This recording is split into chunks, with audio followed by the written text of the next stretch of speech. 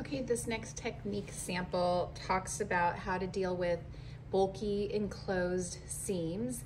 So a good example is when you sew lining or facing to a garment and you have multiple seams and you have bulky fabric, maybe you have medium weight fabric as well, but what do we do with all that seam allowance when it gets bulky? And the answer is you're gonna grade the seam allowance. So you're gonna trim the seam allowance, whatever it ends up being. Perhaps it ends up being 1/2 inch. You're gonna leave one at 1/2 inch, change another one to, instead of 1/2 inch, same as 4/8, change the next one to 3/8. And then if there's two more also in that seam, change one to 1/4 and one to 1/8 so that they all end up with different widths of seam allowance so that they don't leave a real bulky seam in your enclosed seam. So I have some leather self of a little bodice, a 1/2 scale bodice, and then I have suede lining. I'm gonna sew this guy up into a bodice with the front and the back. I'll sew the lining up into its own bodice, and then I'll sew them together because the lining is the suede's the lining. And when I sew them together, you better believe it's gonna be bulky. So I'm gonna try to trim the seam allowances using the grading method, meaning that the seam allowances are not all the same width, and see if that has a nicer effect. So here we go, I'm gonna sew them up. Okay, now I have the leather bodice and I have the suede lining. So the next step for the enclosed seam from your book is to sew the seams together. So I'm gonna sew the lining around the neckline, the back neck and the front. So first you'll sew the seam, and then we are gonna grade the seam to reduce bulk. And your book talks about making the one on the right side 1/4 inch, and then the lining or facing less than 1/4 inch, so maybe 1/8 inch.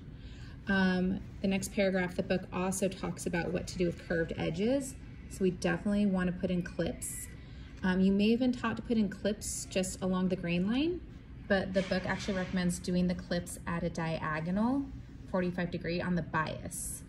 And let's see here. And then the last step that she talks about is basically an understitch. If you remember understitch from beginning sewing, that's when she takes the seam allowance and she sews it to just the lining or facing.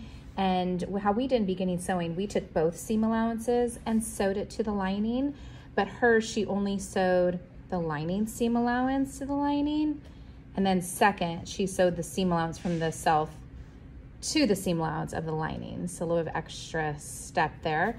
But okay, so I'm gonna go ahead and sew my lining suede to my leather bodice around the neck opening, and I will grade from there.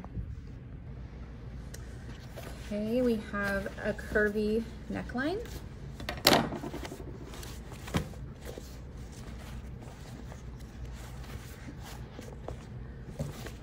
So how we want to trim our seam allowance around the neck is, yes, put in clips, but this time we're going to do it on the bias angle.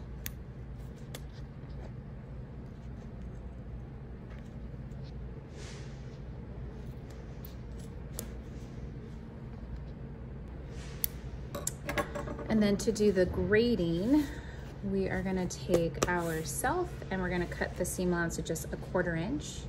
Then we'll take the lining and cut the seam allowance to less than 1/4 inch.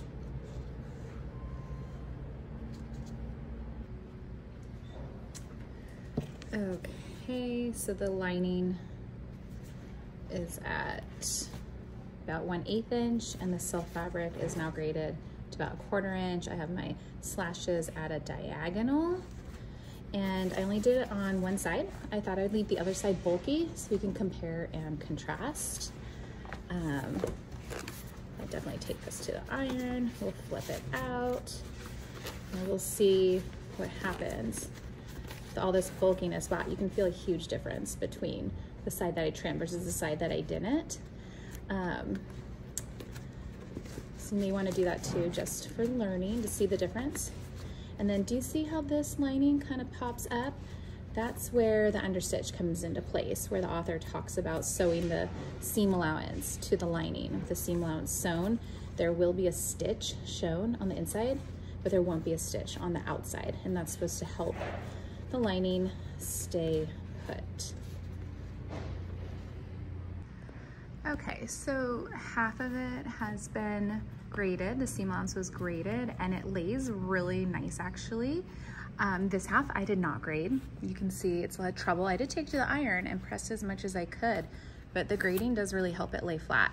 I did have to clip the neck seam allowance, or else there's no way I could even get this guy on. The clipping is mandatory. You can really see where I stopped grading. So anyways, I'm gonna leave it like this in the classroom so you guys can see and compare and feel it. Like, I don't think the camera really catches the way it feels and the way it lays, but definitely this side lays flatter, and this one's having trouble, and it's just from clipping the seam allowance at 2 different widths.